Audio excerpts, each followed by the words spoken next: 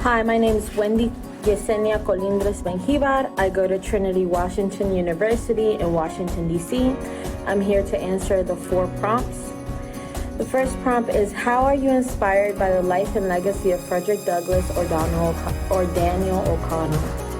I'm inspired by both of them because they both fought for justice and equality. One fought for African American rights and one fought for Irish rights.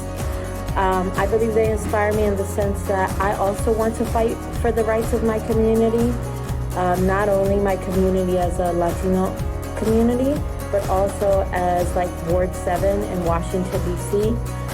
The reason I say Ward 7 specifically, Ward 7 and Ward 8 are similar if you're from the area, but the biggest thing that I see in D.C. is because there's so much diversity and there's so much inclusion, sometimes people forget that there's still natives, like local DC people that are born and raised in this community. And even though we're born and raised in this community, sometimes it feels like the opportunities go to other people in the area that come in. Because the people from DC sometimes live in areas like mine in Ward 7, where it's a food desert, where getting groceries, you have to drive there. It's not walkable, because all the places that have the communities and the grocery stores and the gyms and all these activities that facilitate daily life are unaffordable for locals. And I believe that Frederick Douglass and Daniel O'Connell both fought for rights and equality and justice, and I want to do the same. And I also want to, what do you hope to gain from international work experience, and how will you leverage it in the future? I hope to gain cultural awareness and adaptability and practical skills through international work experience. Engaging with diverse communities will broaden my perspective and enhance my ability to address global issues as well as local issues, such as the food desert that I addressed earlier. I plan to leverage my experiences in my future career, particularly in human relations and community service, to foster inclusivity and drive meaningful change both domestically and in international contexts. I want to locally make a difference as well as know what systems work abroad and what systems can be implemented in my community.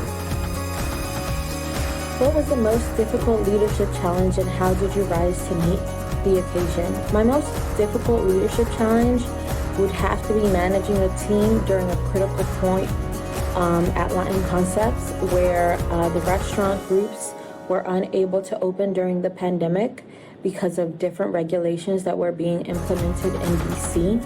I think it was a critical time to reinvent what we were doing and to accommodate to a new plan. Some of the establishments we had were hookah lounges where there was smoke, so it was easy to have issues regarding COVID regulations because we couldn't have smoking in facilities. So we quickly learned to adapt, and leading the team to let them know that everything was going to be okay, that we had a plan in place, was crucial to make sure that everyone felt that we were a team, that we had strength, that we had a plan, and that everything was going to work out. Last but not least, when you are met with a person or a viewpoint contrary to your own, how do you respond? I like to speak and I like to give my opinion, but when it comes to being in an environment or around a person that I know has a contrary belief to mine, I'm a huge advocate for listening, because it doesn't mean that you're going to agree with everything they're going to say. It doesn't mean they're going to change your perspective in every manner.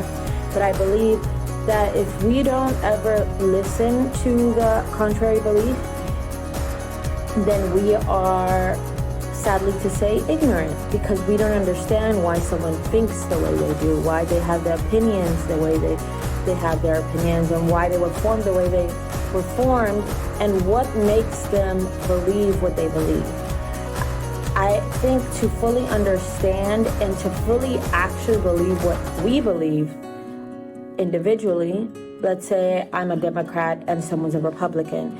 For me to be 100% sure that I am a Democrat, that I believe the viewpoints of Democrats, it's an example, I have to hear the Republican side, because if not, then I'm just ignorant to whatever the viewpoint of the Republicans, and I'm not entirely sure that I am truly Democrat, because I need to understand both sides in order to make an informed decision. Also, I feel like sometimes when I've met people with different viewpoints, I've actually agreed on points that I didn't know we could agree on until I was able to hear their full dialogue of what it is they believe. So it's interesting to me, but to me, I feel like I'm a liberal and a conservative all at once. So I guess it would be in moderation. And I've only learned that from hearing a conservative's perspective, because I think there's a lot of things that are incorporated in oneself. Religion, culture, and your environment all play a part of what your opinions are. And sometimes it's not just one way. Most of the times it's not black or white, it's somewhere gray.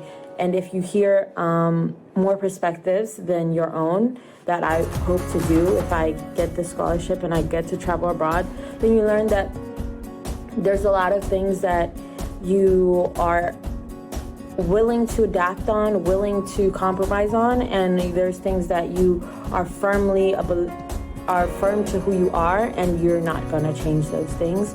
But that doesn't make hearing somebody else's perspective a bad thing.